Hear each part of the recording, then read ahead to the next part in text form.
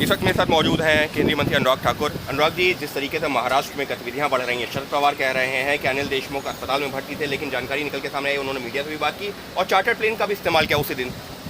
देखिए, जितने मर्जी अपने गुनाह छिपा लें, सच्चाई सामने आकर रही। केरल में देखें तो स्थानीय पुलिस ईडी पर मुकदमा दर्ज करती है और महाराष्ट्र में जो खेल चल रहा है वो अलग लेवल का है। देश की वित्तीय कैपिटल तो कहा जाता है मुंबई को, लेकिन साथ ही साथ ये भी देखने को मिल रहा है कि किस तरह से वहाँ पर वसूली एक अलग स्तर पर है। 100 करोड़ रुपया अगर एक पुलिस अधिकारी से एक शहर से मांगा जाता है तो आप कल्पना कीजिए महाराष्ट्र में कितना बड़ा खेल चल रहा है। इसकी गंभीरता के साथ जांच होनी चाहिए। और अब तक आखिरकार मुख्यमंत्री चुप क्यों है? इसमें मुख्यमंत्री को किस बात का डर सता रहा है? क्यों चुप रह रहे हैं? किस बात को आगे आने से बचाना चाहते हैं? आखिर कौन कौन इस वसूली के खेल में शामिल है, देश की जनता को पता चला। लेकिन अनिल देशमुख को लेकर के लगातार सरकार की तरफ से ये कहा जा रहा है, महाराष्ट्र सरकार की तरफ से, कि उनके खिलाफ अभी जो है पहले जांच होने दीजिए। और सिर्फ आरोप के बेसिस पर परमवीर ने चिट्ठी लिख दी, आरोप लगा दिया, उसकी बेसिस पर कार्रवाई नहीं कर सकते। अगर वो अपने पद पर बने रहेंगे तो जांच कैसे हो पाएगी? एक गृह मंत्री अपने पद पर बने रहें और आप उसी डिपार्टमेंट के पुलिस वालों से एक्सपेक्ट करें कि वो जांच फेयर हो, निष्पक्ष हो, ऐसा संभव नहीं है। इसीलिए जांच केंद्रीय एजेंसी करे, कोई और करे, और गंभीरता के साथ जांच हो, देश के सामने सच आए। और महाराष्ट्र के मुख्यमंत्री को कोई अधिकार नहीं अपने पद पर बने रहने का, अगर इस तरह का भ्रष्टाचार महाराष्ट्र में नीचे तक पहुंचा। इस वक्त मेरे साथ मौजूद है एनसीपी सांसद वंदना चौहान जी। मैम, अनिल देशमुख को लेकर के लगातार जो है बीजेपी की तरफ से सवाल खड़े किए जा रहे हैं। अभी जो कुछ देर पहले देवेंद्र फडणवीस ने भी प्रेस कॉन्फ्रेंस की, कहा कि अनिल देशमुख तो लगातार ट्रैवल कर रहे थे, वो क्वारंटीन रहे नहीं हैं। ये देवेंद्र फडणवीस उठ के सुबह से शाम तक कुछ भी बोल रहे हैं। अभी देखेंगे, इंक्वायरी तो चल रही है। आप सब भारत की जनता देख रही है कि गवर्नमेंट ने, ऑनरेबल चीफ मिनिस्टर ने स्टेप्स उठाए हैं। इंक्वायरी चल रही है, कहाँ क्या कब क्या हुआ, ये सब इंक्वायरी में पड़ा हुआ है। देवेंद्र फडणवीस को इतना उत्साहित होने की ज़रूरत नहीं है। लेकिन उनका ये कहना है कि पवार साहब ऐसे नेता को भी जो सही जानकारी नहीं दी गई। पवार साहब कह रहे थे कि वो जो है पहले उनको कोरोना पॉजिटिव थे अनिल देशमुख, उसके बाद में वो क्वारंटीन में रहे, जबकि जो उनके मूवमेंट्स है वो लगातार ये बता रहे हैं कि वो मंत्रालय भी जा रहे हैं, बाकी लोगों से भी मिल रहे हैं। देवेंद्र फडणवीस इस देश की जनता को गुमराह कर रहे हैं। जो कुछ है वो ब्लैक एंड वाइट में है, जो कुछ है वो लोगों के आगे आएगा। इसमें इतना लोगों को गुमराह करने की ज़रूरत नहीं है।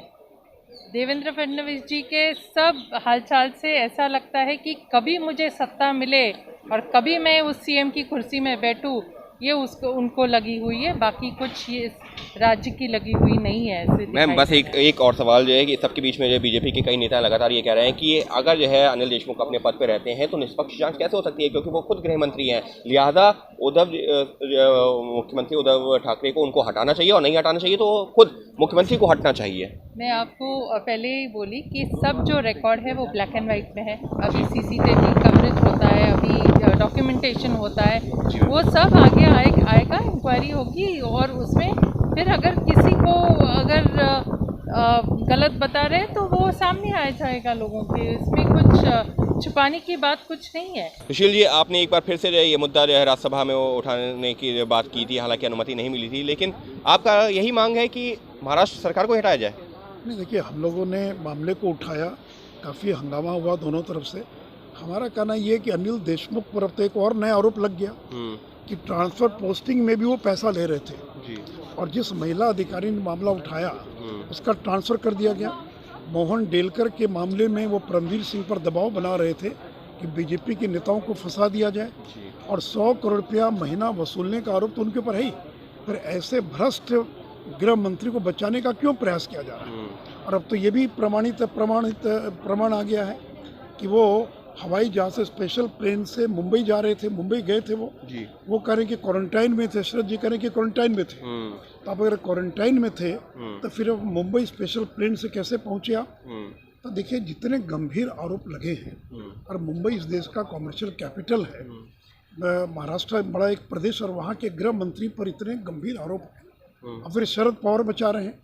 उद्धव ठाकरे बेचारे, इन लोगों को डर है कि अगर कार्रवाई की गई तो वो ऐसी बातों का भी खुलासा कर सकते हैं इससे उद्धव ठाकरे और शरद पवार जैसे लोगों पर भी संकट पैदा हो सकता है। क्योंकि परमवीर सिंह ने आरोप लगाया कि उन्होंने शरद पवार जी को भी पूरी जानकारी दी थी जी। उद्धव ठाकरे की भी नोटिस में सारी बातें थी, तो फिर ऐसे व्यक्ति को बचाने का क्यों प्रयास किया जा रहा है? इसलिए आज हम लोगों ने राज्यसभा में इस मामले को उठाया कि अविलंब अनिल देशमुख को बर्खास्त किया जाए और उद्धव ठाकरे जो बचाने का प्रयास कर रहे हैं जी। वैसे लोगों को भी अपने पद से इस्तीफा देना चाहिए। लेकिन सर इस सबके बीच में परमवीर सिंह ने जो सुप्रीम कोर्ट का भी दरवाज़ा खटखटा दिया, सीबीआई जांच की मांग की है, तो ये मामला अब जो है संसद के साथ में सुप्रीम कोर्ट में भी जो है पहुंच गया है। ठीक है, तो मजबूरन उनको सुप्रीम कोर्ट जाना पड़ा। मुझे पता नहीं सुप्रीम कोर्ट में क्या होगा, लेकिन देखिए मामला नैतिकता का है। या अगर कोई नैतिकता नाम की चीज़ हो तो इतने गंभीर आरोप लग रहे हैं और उस व्यक्ति ने लगाए आरोप जो आपके बहुत विश्वस्त व्यक्ति थे। अगर विश्वस्त नहीं होते तो मुंबई जैसी जगह में आप उनको कमिश्नर क्यों नियुक्त करते आप?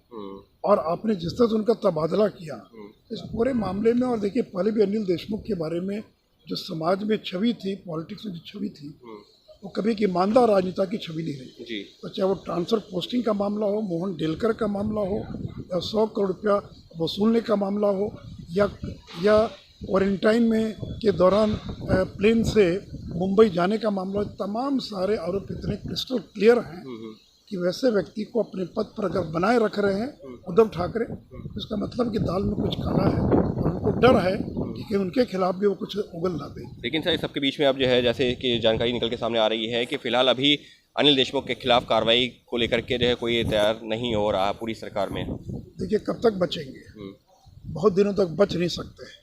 माहौल जितना गर्म हो गया और जितने तक बनाए रखेंगे उतने दिनों तक ये सरकार संकट में बनी रहेगी। तो सरकार अगर संकट से उभरना भी चाहती है तो उसके सामने एक ही विकल्प है कि अनिल देशमुख का इस्तीफा स्वीकार करें, नहीं तो रोज नए नए खुलासे होंगे।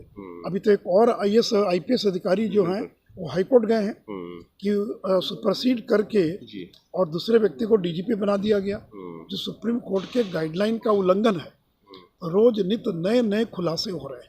और कैसा राज्य कि जहाँ 2 IPS अधिकारियों को, किसी को सुप्रीम कोर्ट और किसी को हाई कोर्ट जाने की और नौबत आ गई है। यानी साफ तौर पर बीजेपी सांसद सुशील मोदी का यही कहना है कि जो आरोप हैं वो अपने आप में काफ़ी गंभीर हैं। इतना ही नहीं, अगर यह महाराष्ट्र सरकार कार्रवाई नहीं करती तो रोज़ाना इस तरीके के खुलासे होंगे और सरकार पर संकट भी तब तक बना रहेगा। साफ तौर पर सुशील मोदी का यही कहना है कि अब कार्रवाई ज़रूरी है और कार्रवाई नहीं होती तो उसके बाद में कटघरे में खुद आ रहे हैं मुख्यमंत्री उद्धव ठाकरे। Ankit Gupta, ABP news, Delhi.